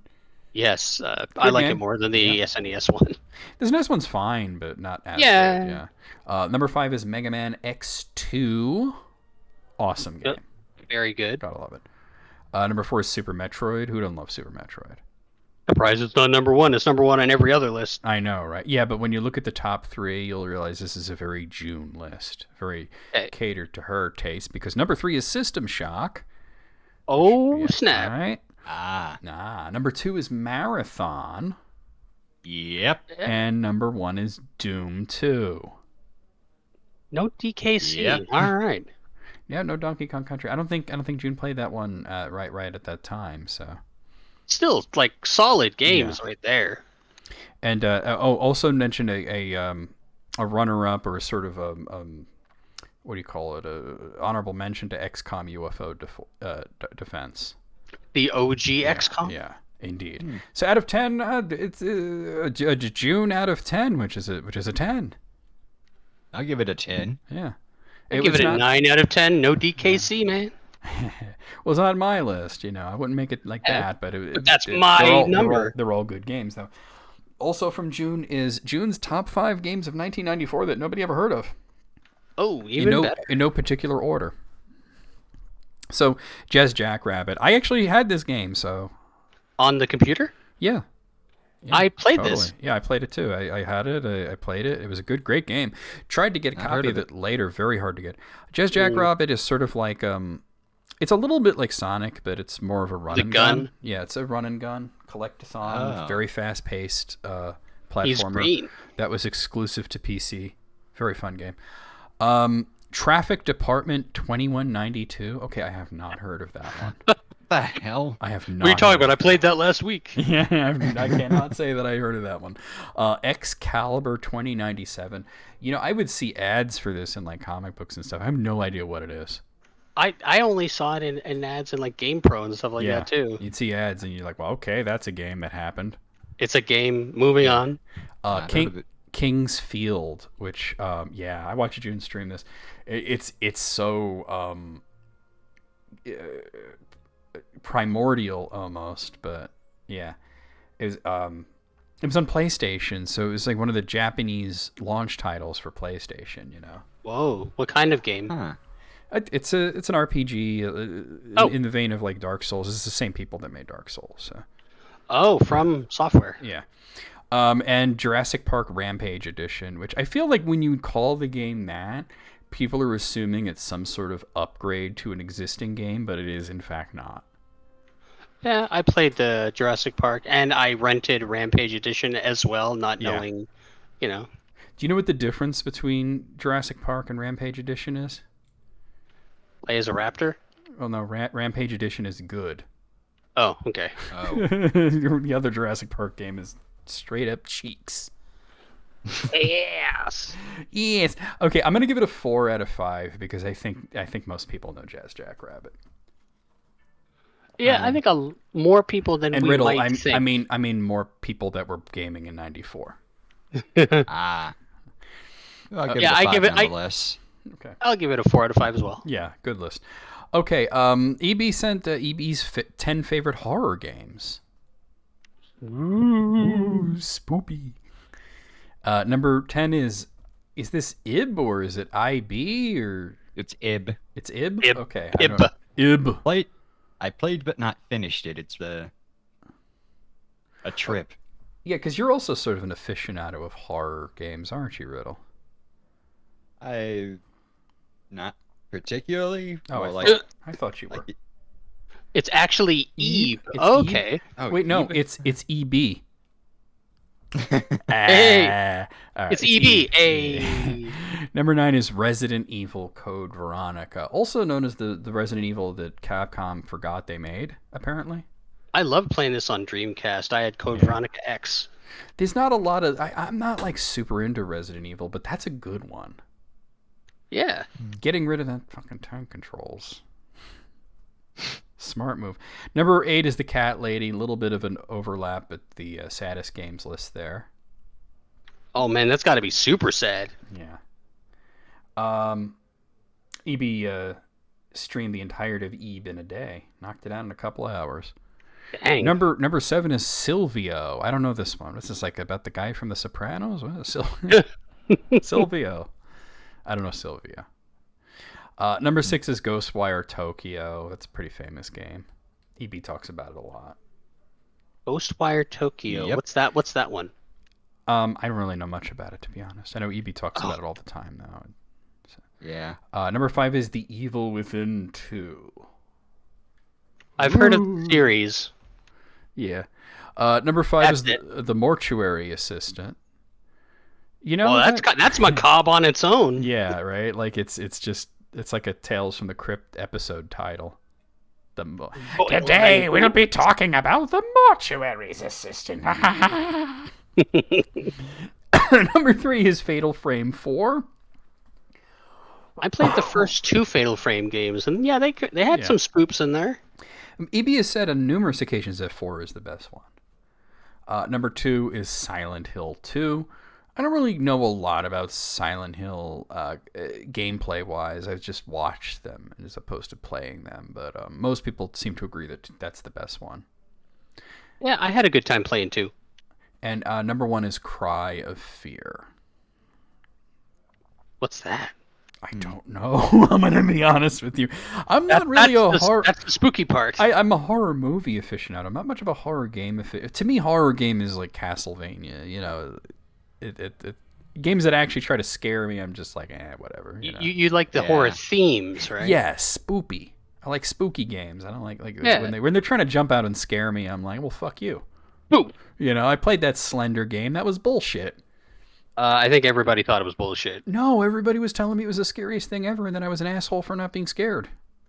If you were to see my Let's Play of it, I am bored to tears. I was bored to tears, and then there was like, well, you didn't play it right because you're supposed to play it in like 3 a.m. with the lights out and headphones, and I'm like, well, I was like, well, now the surprise. So I had my sister do it, and she's a wuss when it comes to this kind of stuff, you know. So I put her in. I just told her this is a game that you should play. I didn't tell her anything about it, and she's like, you know, bored to tears. And then I told her that people call it the scariest game ever, and she's like, fucking Duke Nukem is scarier than that. Nice. And according to EV, Cry of Fear is a better Silent Hill than most Silent Hills.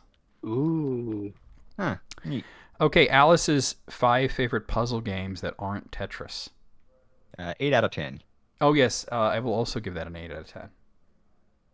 I don't get it. You don't get what? Why is it... Oh, of the last list. Yeah, we didn't rate it. Yeah. Sorry, but... 8 out of 10 all around. Yeah, 8. That's significant for something, I'm sure. Okay, so Alice's top 5 favorite puzzle games that are not Tetris. Tetris Attack, Tetris Plus. Well, Tetris Attack is not a Tetris. I don't know why it's called that. Yeah, it's paneled upon. You're right. It's Puzzle League is what we would call it now, right? Yeah. Number 5 is The Incredible Machine. You know, I've heard of this and I never played it. I should check it out because I do. I played it on PC back in the day. It was pretty fun. Yeah, I've heard only good things about The Incredible Machine. Moogle loves The Incredible Machine. We always joke about how Moogle has only played like 15 games, and then we learn something new. You know, like that Moogle has played and loves The Incredible Machine. Number 4 is Puyo Puyo. Man, that's my shit right there. Oh, that is my shit too. I will whoop people's ass in Puyo Puyo. Oh, will you really? Kirby's Avalanche, Mean Bean Machine, whatever the hell you want to call it. Awesome. Ooh, I game. played Mean Bean Machine. That's Puyo Puyo. They just I call was- it. Yeah. I was quite the proprietor of a certain Avalanche game. Yeah, Kirby's Avalanche was a lot of fun. Number 3 is Portal 2. I've never actually played a Portal game. They look fun, though. I played the first one, and it was a time. It was good.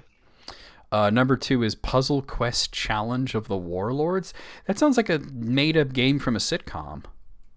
Yeah. What are you playing? Oh, Puzzle Quest. It's fun. Yeah, like that episode of Home Improvement. We're playing Zombie Sneak Attack, and that's where it came from, by the way. Hello. Yep. Mark was mad at me when I knew where the name came from. Number 1 is Monument Valley, which I've never heard of. I don't know that one. Actually, huh? Yeah. The first one I don't know. I've not heard of it. EB says that Puzzle Challenge Quest or whatever sounds like a puzzle game spin-off of Nobunaga's Ambition. Hey, look, They have all the instructions Look. on the front. there was a Nobunaga's Ambition that was a Pokemon game, so they'll do anything. I gotta give it a 3 out of 5 because the top 2 I've never heard of in my life, and I don't know I'll what agree they're. with that. But hey, I like puzzle games. And I never get to stream them. I find it difficult to stream puzzle games because I did a Tetris stream once and I could not like pay attention to the chat. You know, it was just That's the problem, right? because you have to keep your eye on the game. You know, maybe something like I'll do like Baba's You or something where it's a little more laid back. You know. Or you could play like an action puzzle game, slow things down a little bit. Well, I've played a few RPGs that were heavy puzzle element, like that Brain Lord. So. Okay, so 4 out of 5. yeah. I mean, what did you say, Riddle? I agreed with you with 3. Okay, Alice's 7 foods, drinks, and condiments that Alice does not understand the appeal of. Okay, Okay, so get out your critic hats. number 7 is ranch dressing, which I fully agree. Agreed. I'm Agreed. So grossed out by Agreed. ranch dressing that one of my emotes is a hose that sprays ranch dressing that we use when people get horny on Maine. That is a nightmare. Yeah. Well, don't get Must horny be on Maine. brutal. See, Alice just sprayed you with the ranch hose. No. Drawing that Mostly for emote. Moogle. Yeah. Honestly, we made it for Moogle, but we mostly use it on Wayne. Oh no. Yeah. Number 6 is pecan pie. Man, I like pecan pie, though. It's like a big butter tart. It is like a big butter tart. Yeah. Yeah. Yeah. Number 5, raisins, although they note craisins are good, though. I agree. Craisins are good. Raisins are gross. I really like They're all right. raisins. I know, you love raisins. Riddle, yeah. what's your opinion on raisins? Break this tie here. They're all right. I don't love them. Damn but it. I can eat them. Wow. So we got one person that hates them, one person that loves them, and one person that's kind of ambivalent. Indifferent. We are Yep. we are diverse as fuck. Yeah. Craisins are delicious though. They're I so do much also like better. craisins, So much yes. better. Number 4 is Coca-Cola. I haven't had soda in so long. Yeah, I don't drink soda. I don't know, man. It's the pause that refreshes. It's good. I mean, even when I did, I didn't drink Coca-Cola. Yeah, I would drink like whatever store brand cola they had, you know. In university, I was addicted to vanilla Coke. As long as it was out, I was just like, gotta get my 2-liter for today. Nice. I For like today. Fanta and Wow. root beer. There you go. Yeah. I root beer I can't quite get the appeal of. It tastes like medicine to me. Mmm. Number 3 is the original Mountain Dew, although they note they liked some of the other flavors. I've never had any of the other flavors, but when I did drink soda, I have tried Mountain Dew on a few occasions, and I can't say that it tastes like piss, having not tasted piss, but if I was to guess as to what piss tasted like, it would be that. Where's the Mountain Dew? Number 2 is tartar sauce. I actually like tartar sauce, and I'm not a big mayo person, but you know, there's nothing better on fried fish than tartar sauce. I got enough of that shit on my teeth. No, just kidding. Never had any. Aw. Oh. It's basically like it's a mayo-based sauce with like pickles and pickle juice mixed in, but then it goes really good with like fish. And number 1 is sweet potatoes. Agreed. I don't understand it. They're all right, but I I don't see the amazement.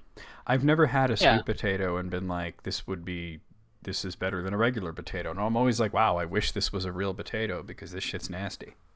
My reaction is, this is fine. It's fine. Yeah, same. I don't have the same quite visceral reaction to sweet potatoes as I do to like mushrooms or as mentioned earlier, rye bread. But Aw. yeah, I just don't like them. Out of 7, I'm gonna give it a 6, just because like I'm like, damn, I like pecan pie though, but everything else I can understand. Yeah. I mean, tartar I'll sauce give I it a like. 5. I like tartar sauce, but I can totally understand why people would not like it.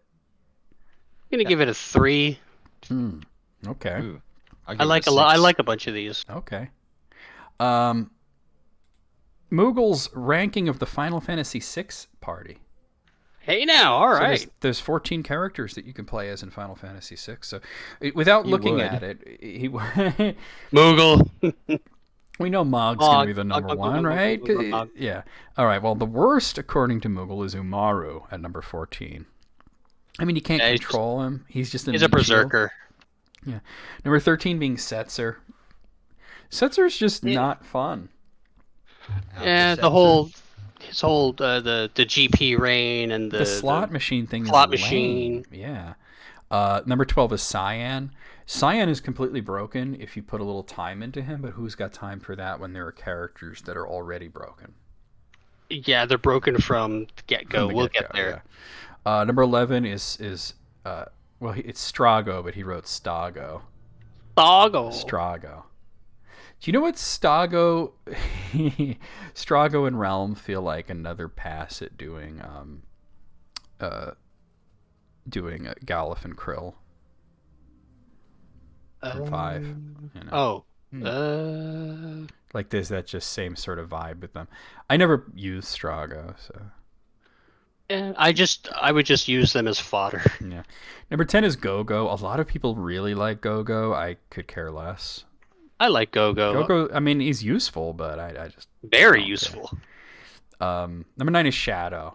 Man, Shadow's The man. hedgehog. No, Shadow's Yes. no, Shadow the Ninja. Shadow's like top tier for me. Yeah. Number you just 9? throw all kinds of shit at people. Wait a minute, right? you're putting Shadow below Realm? Ooh, wait. The Really? Shadow Realm. Hey. Number 9 is Realm. Realm is just, I don't know, like Yeah, the copy, or not copy, what was it called? it's blue magic is what it is. Essentially. The painting thing. Dedicated blue mages I rarely find to be fun. I like blue magic as more of a like the way that Final Fantasy VII handled it was perfect for me. Yeah. So number 7 is Edgar. I mean, love Edgar. Yeah, Edgar's great. He's fun. Pretty much he's like the generic warrior character, but his personality is what makes him fun, you know? Yeah, total womanizer. Number 6 is Gao. Gao is fucking broken. If you know what to do, uh-huh. It's not hard because Stray Cat is the only raid you'll ever need, and it's immediately available. Yeah, it's like one of the first things you Yeah. accidentally fall upon. Yeah, if you know that to use Stray Cat, and in the old versions you can do the whole Wind God Gao thing where he'll attack 8 times in a row for 9999 damage. So If you want to just break things that early. yeah, you can. Yeah. Number 5 is Sabin. For when you want to suplex a train and the train is a ghost, call my motherfucker Sabin.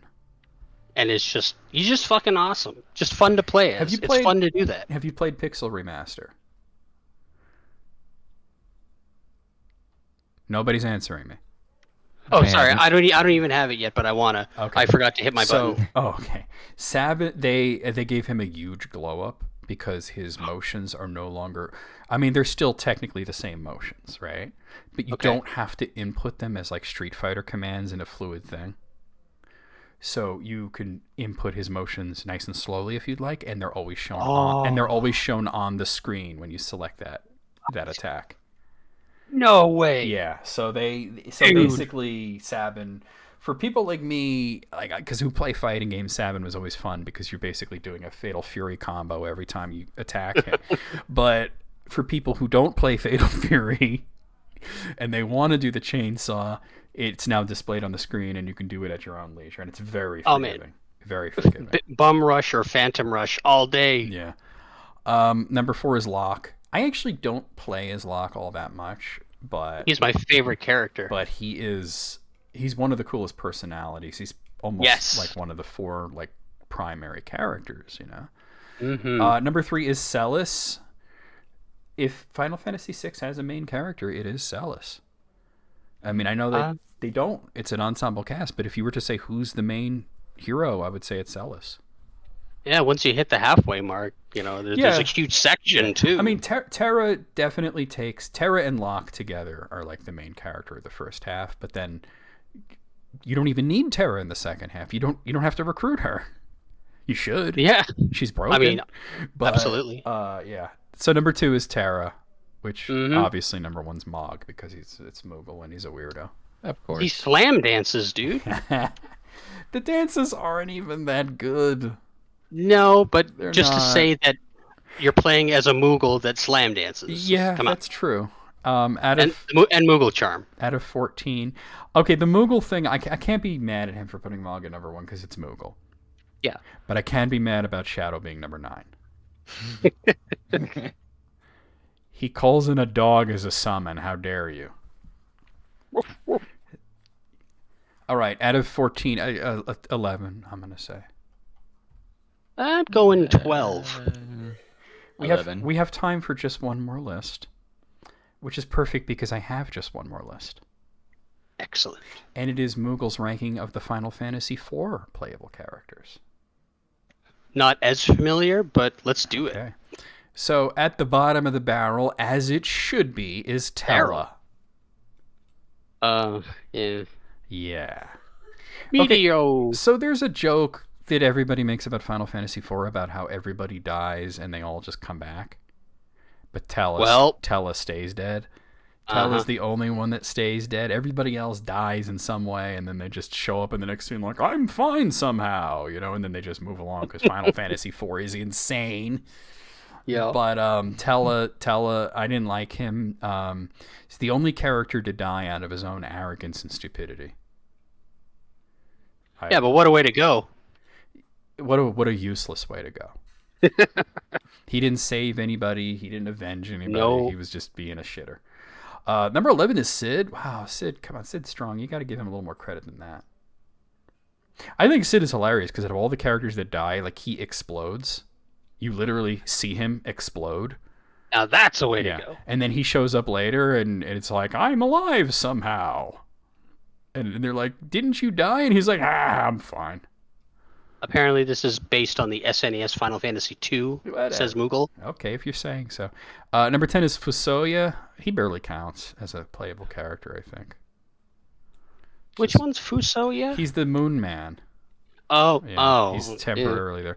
Number 9 is Edward. I mean, he gets a huge glow up in the sequel, but what can you really say about Edward other than he sucks?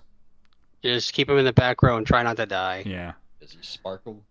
No, he does not sparkle. His special ability is hiding. Yep. Yang is number 8. I love Yang. I love when you get to play characters in Final Fantasy that just punch the shit out of people. They don't even need weapons, you know. Yeah, he's fun. Whether it's Yang or Tifa or whoever, I just love it. So Yang from Ruby. Yeah, kind of. Number 7 is Porum. Interestingly, Edge is number 6, and then Palom is number 5. So not only are you deciding that Palom is better than Porum, but you're putting Edge between them. Like the twins aren't even together.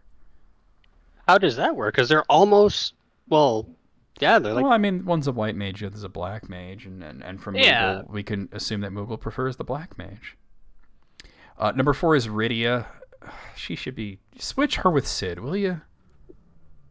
She should be number 11, and Sid should be number 4. Maybe Moogle plays her differently. There's no way to play her. She just gets hit and dies. Yeah. What does he get hit and die in a different way?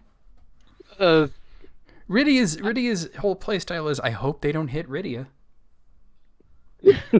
She can't take a hit. And her personality, Cecil, no, she cries throughout the entire thing. Okay, when she's a little girl, in the beginning of the game and her mother dies, I can understand the crying. When she's an adult at the end of the game and she's crying just because, lady, stop. That's called Arrested Development. EB says mobile does most things differently the way we did than the rest of us, so, which is true. Number 3, is Kane. I like Kane. He's not all that useful though. Yeah, he's good. Then he's bad. Then he's good. Then he's bad. Yeah. Number 2 is Rosa. I like Rosa. I don't think she should be number 2. She's my favorite Pokemon protagonist. Well, this is Rosa, the white mage / archer. And at number 1, Cecil, the main character. I'm gonna say Cecil is the best character. He does have like the growth, and you get to see him turn from a dark knight into a paladin. And well, here's all the dialogue from Final Fantasy IV. Rosa, Cecil. Rosa, Cecil. Cecil, repeat. no. Cecil, no. ... Oh, that's Kane right there, right? And then Yep. And then Sid and who was it that Sid always argued with? Sid and Edge always yelling at each other, yeah. And then of course Edge and Rydia's sexual tension. Oh my. Yeah. Like, will they, won't they? No. They didn't, because the sequel didn't have them as married with kids like everybody else was. I mean, they still had that attraction, but the sequel's a better game. I'm gonna be honest, but Final Fantasy IV has a special place in my heart for being. But it's basically a high school play made into a video game, And I always said it's a high school play made up by extremely extra theater kids who just looked up melodrama in the dictionary, and I say that with love because I love it. You know what I mean? Yeah, he didn't know her as a little girl. That's true. He only met her as an adult. But okay, out of 12, oh God, I can't get over it. You have Sid way low and Rydia way high. Other than that, it's like whatever. But I got to give you like an 8. That's the one thing I can't get over. Actually, yeah, an 8 sounds about right for me. I'll give him an 8. I love that we had exactly the right amount of time to do all the lists.